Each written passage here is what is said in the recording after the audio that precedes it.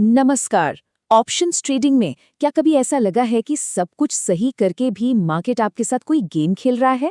आपका डायरेक्शन सही, एनालिसिस सही, पर आखिर में नतीजा लॉस?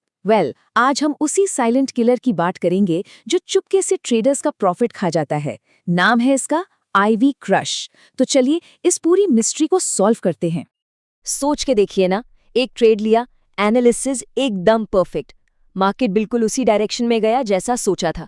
लगा कि अब तो अच्छा खासा प्रॉफिट होगा, लेकिन प्रीमियम देखा तो वो बढ़ने के बजाय और गिर गया था।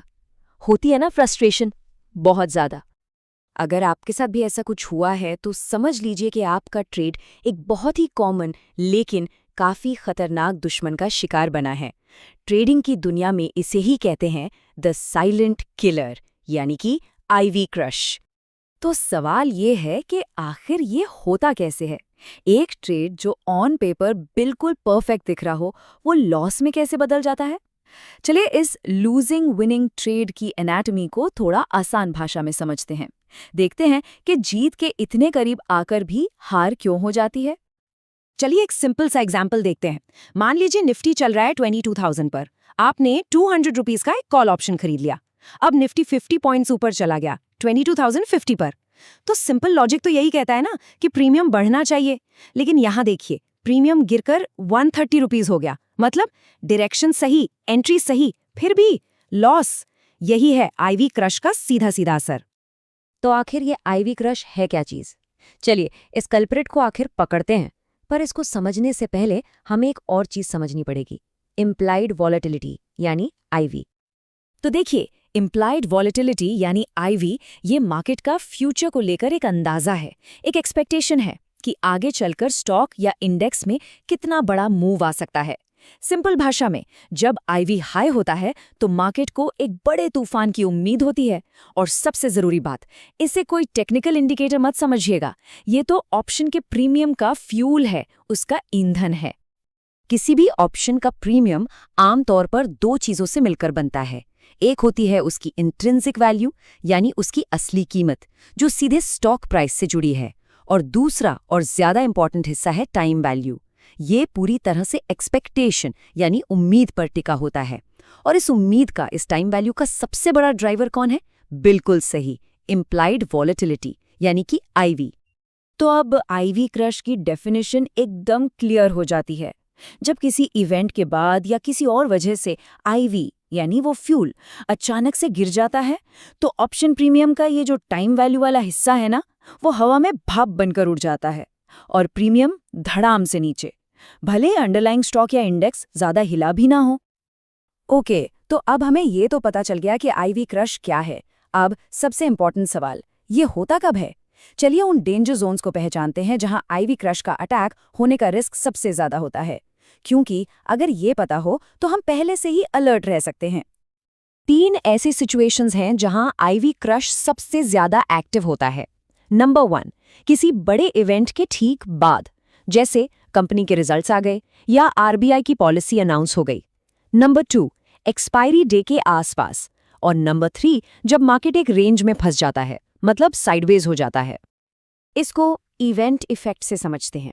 देखिए, किसी भी बड़े इवेंट से पहले क्या होता है?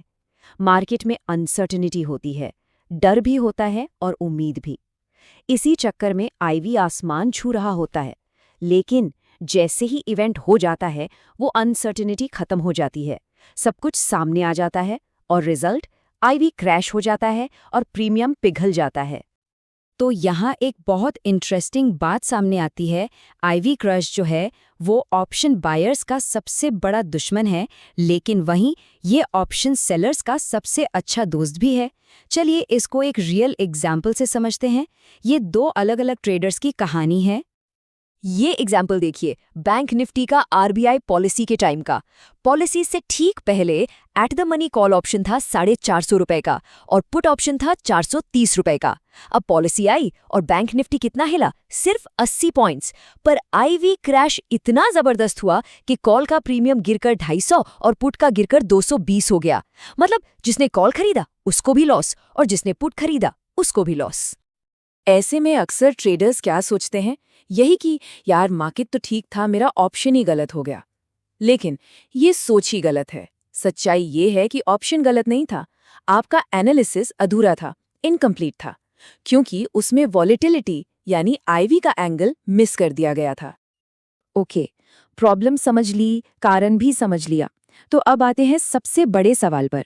इस साइलेंट किलर, इस आईवी क्रश से बचें तो बचें कैसे? चलिए अब इसके सर्वाइवल गाइड पर एक नजर डालते हैं। कुछ सिंपल से रूल्स हैं, इनको हमेशा ध्यान में रखें। पहला, किसी भी बड़े इवेंट से जस्ट पहले नेकेड ऑप्शंस खरीदने से बचें, बिल्कुल अवॉइड करें। दूसरा, अगर डायरेक्शन को लेकर कॉन्फिडेंस बहुत ज्यादा है तो रिस्क को लिमिट करने के लिए डेबिट स्प्रेड्स जैसी स्ट्रैटेजीज यूज करें।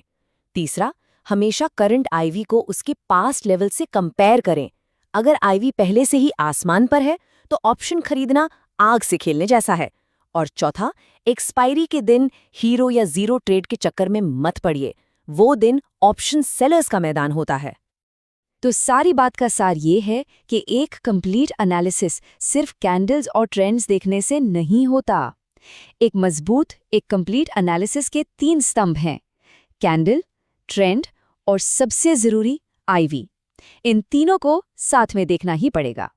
तो आज इस सब के बाद एक सवाल खुद से जरूर पूछिए, अगली बार जब कोई ट्रेड लेंगे तो क्या आईवी चेक किया जाएगा? याद रखिएगा, इस सवाल का जवाब ही आपके अगले ट्रेड का रिजल्ट डिसाइड कर सकता है।